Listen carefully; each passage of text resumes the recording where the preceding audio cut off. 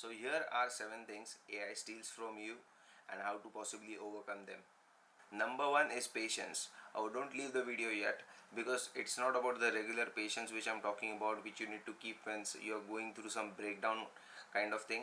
But this patience is very subtle, and this builds over time. Like, nobody realized that TikTok and watching YouTube shorts would affect so many individuals or teenagers across the globe in terms of short span. So this is similar to that, wherein AI steals the practice and the effort and the thinking which goes behind execution of an idea. I'm not saying you cannot come up with the ideas. For example, you come up with certain ideas, and then what do? You select or ask AI, describe these 3 in more detail, and then you tell it that give me a business plan, and so on and so forth. If you're doing that, when it comes to studies, you're doing following similar things. So the thing is, you may understand the concept. The whole idea is about understanding the concept when it comes to studies, but the problem is you're losing patience behind it.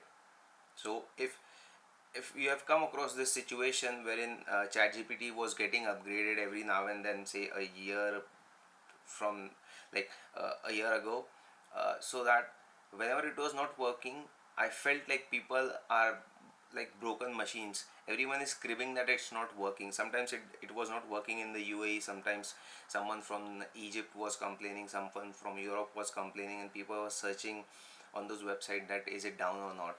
So that is where I realized that it is actually stealing the patience element from us, because now your brain does not know when it goes down or when it's not giving you proper answers. Your brain does not know how to uh, pave your way with that idea, or through that concept, or through that idea. The solution, well, there's no one stop solution for this, but the simplest one would be, whenever you generate an idea from an AI, generate it, use it. I'm not saying don't use it. This is not about turning your face or going against something. You have to go with the flow, but generate the ideas, ponder upon those ideas for at least a day. Because there are these videos which say that people are making millions by uh, using AI and doing research just for an hour, and then they are able to start a business. It's a good thing, I'm not saying that it's a bad thing. But if something fails in that business, you don't know how to overcome that. Same is with coding as well. If you create a software, if something goes wrong, and it definitely goes wrong one or the other day, and you won't be able to figure it out. For that reason, you have to think, you have to slow down. And the best habit which I follow for slowing down is reading through things.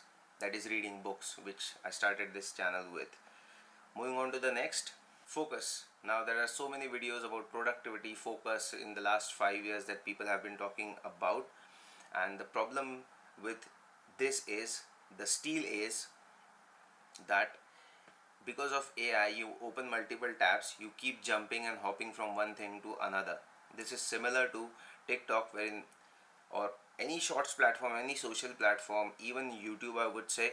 But YouTube has more educational value, not because you're watching this video on YouTube, but generally speaking. So yes, coming back to the attention span, what happens is you keep hopping from one tab to another, and then you get clustered. Even I get clustered that, oh, should I paste this particular prompt in here, or should I paste those examples in here? Although now it's memory aware and all that, but still you are losing the concentration. Even if it is doing the job for you, your brain thinks that I can use AI and I can do that job later.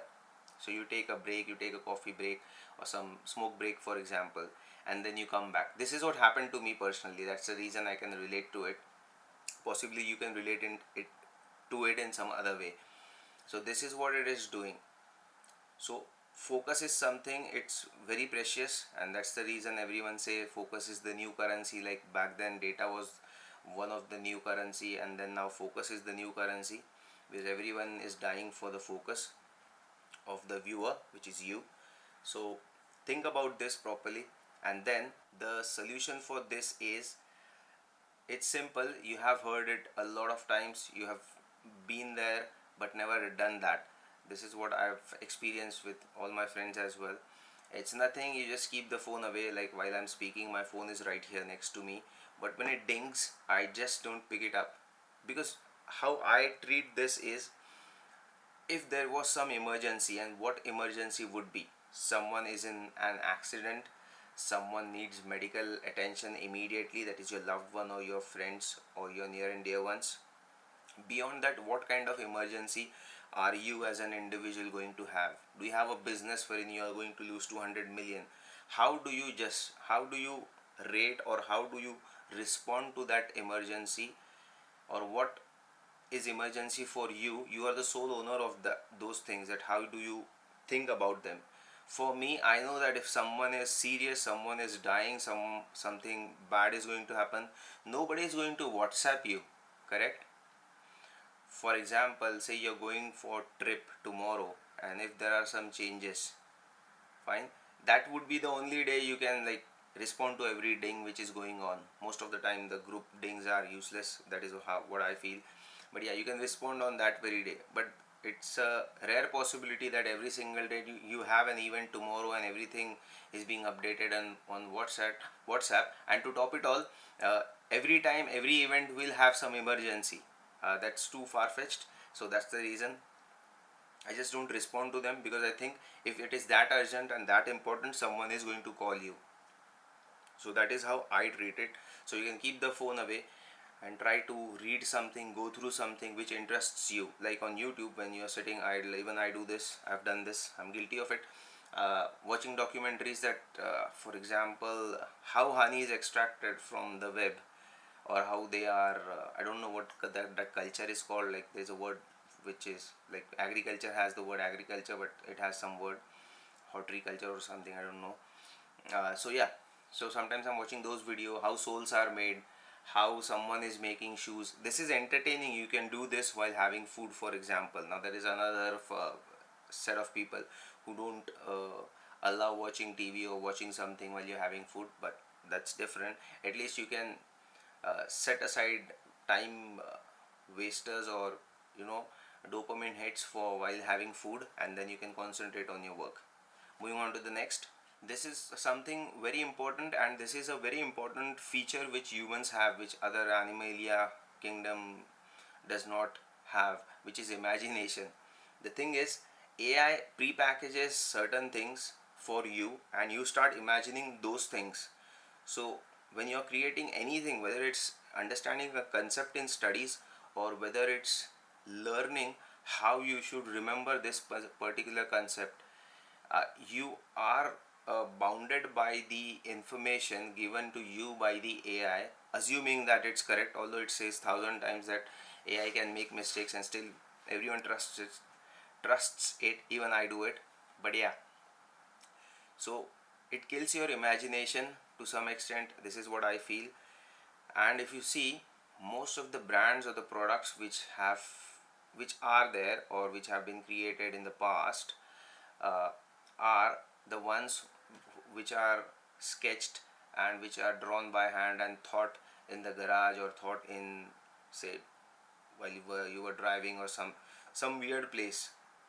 Because brain does not work in structures when it comes to imagination and ideas specifically. You can have an idea anywhere. And surprisingly, I was watching this episode, or some podcast wherein Sam Altman, the CEO of AI, so there was this comment while I was watching the video. So he said, like Sam Altman mentioned that uh, his way of thinking is note taking. So he has a diary which is a spiral diary, a small one, and the reason he has that is that he can tear off the papers and throw it away when the ideas are done, or he doesn't want to know what the idea was, because he wants to remove the clutter. Or he tears up all the pages which have different ideas, and then he can look at them at once. So this is how he does his brainstorming, and other people are using AI. So this was the extract of that comment.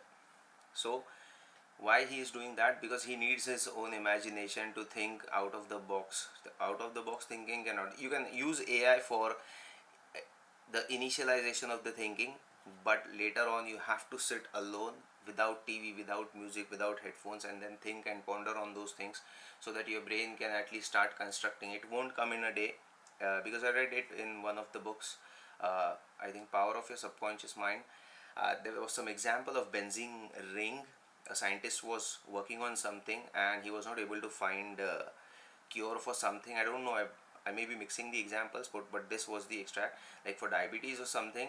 And then when he was climbing, like getting into the bus, he suddenly he had this flash of a snake biting its tail, and that is how he figured out how the benzene ring or some ring is getting constructed. And then he was able to discover that thing. I don't exactly recollect what it was. Mostly it was something related to medicine.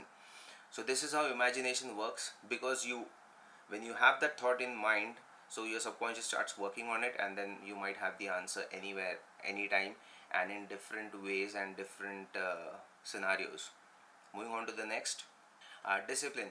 I may have touched based on this in the very first pointer, which was like patience, because uh, discipline is something, uh, you do things regularly uh, in such a fashion that it has some outcome, which is expected outcome, and you design the discipline based on that. This is how I can think right now. The example which applies here, the steel which applies here, is that AI, you know that AI is going to do the work for you, so you don't do it now. Anyways, most of us are not doing it now, when you, whether you're born in the 90s or 80s or 2000s, where there are very few people who are doing the work right then and there, or when it is required. We have the habit of pushing it on the edge, because we don't fill that time, we fill that time with something else, and that's the reason you become more indisciplined. So what you can do now is, instead of delaying it further, you can just do half bit of it, at least using AI, and then possibly you can push yourself forward, or keep pushing yourself next time and every time in regular iterations, and then you possibly will have a good way of completing things, or a disciplined way of completing things. Moving on to the next, this is the depth of thought. This is similar to imagination, or I've also touched base this in patience. The thing is, because you know, like everything, like I gave you the example of business, creating a business. There are a lot of videos that people are creating business uh, just over the weekend, and in like 8 hours you're up and running. But you're not aware that those people may have business experience, they may have those prompts, they may have those questions with their experience, through which they are able to create those prompts which are very precise, and that's the reason they are getting very precise answers. And you don't know how much they have brainstormed on pen and paper or with friends, and how much they have used AI, because you're not going to get the whole story when they are sharing these things with you. Nobody, I'm not saying that they are lying or they are not transparent enough, but nobody will be able to show you all the things. You do understand that creating a business, first of all you need to know what business is. There is research involved in it, there are a lot of things. So to understand that, you may have spent certain amount of time by either being in that business or being around people who are in that business. So don't fall for that. And to remove this lack of deep thinking, there is only one thing. As I told you, you have to sit without earphones, without TV, without media, and then at least for start with 5 minutes and think on one of the idea or one of the concept, and you will start, your brain still works the way it should. It is just that you are not letting it by introducing new things whenever it tries to work in other areas. We keep introducing new things, like sometimes we go for water, sometimes we open the fridge. So these are all those things wherein sometimes you start cleaning the tiles, you think that the bathroom is too bad, the kitchen tiles are not looking good. So these are all the excuses which keep interrupting the actual flow, and you never get into the flow, and then you are so much exhausted that you fall asleep. Or possibly you don't, worst is you don't fall asleep because you are exhausted, but you have not accomplished anything. So internally you don't feel satisfied, and you keep watching different videos, and days pass by just as they have been. So unique perspective. The steal over here is AI gives you a very average perspective. It doesn't have its own perspective. This is amalgamation of say millions or billions of perspectives, and it gives you the best option. Now this, when it comes to perspective, there is no best option, because you may not need that. That option may not be best for you in your context, although the situation might be the same, or the context might be the same, the situation might be different. This is like, where you experience customer service, where every customer is calling for one out of the 10 reasons. Either the, say, considering example of e-commerce, the customer, the order is late, they have not received it, it's damaged and all those things. So you have all the things written down. When you are when you are a customer, say, support executive, all the things are written down, and you know the basic answers, but still they require humans to speak to the customer, because the situation is always going to be different, although the context might be one of the 10. And they require those people over there is because you can understand the customer's perspective, and AI cannot do that. AI can just give you generic answers. You may have experienced chatbots. No matter what you like, sometimes you know the exact question. The other day I was using one of the finance services, and I had this question. I had a very peculiar question, that if something is refunded from Amazon, where do I see the entry inside the application? And the AI won't let me pass. It says that you select one of these, you select one of these. So this is what the perspective is. For the system to understand me, you require a human behind it, so he or she can understand my perspective, so that I get my solution faster and quicker. And there are some situations wherein even humans cannot do that, but that's like that's a long shot. Mostly they can, because they're trained. So this is the problem. So don't let this happen, and the solution to this is the simple and the easiest one. When you let your mind be cool, calm, and think and ponder on things, wonder about things, be curious about things, that is when you will have those perspectives. You are not letting the brain calculate the possibilities at all. You just keep firing new things to it, so that it just is on the receiving mode. It is not on the contemplation mode. The mixture never happens inside it. That's the reason there is no output possibly. I'm not saying it's with you. This is what I have observed personally, when I'm walking on down the streets, or when I'm in the metro, or when I'm speaking with people. Most of their answers are based on the perspective, or the generalized perspectives. They don't have their own perspectives on it, and that's the reason most of the arguments happen, but that's a different story. And moving on to the last one is the surprise of discovery. Now this is very beautiful. It's like you are asking AI, just imagine this, I'll not talk much in this.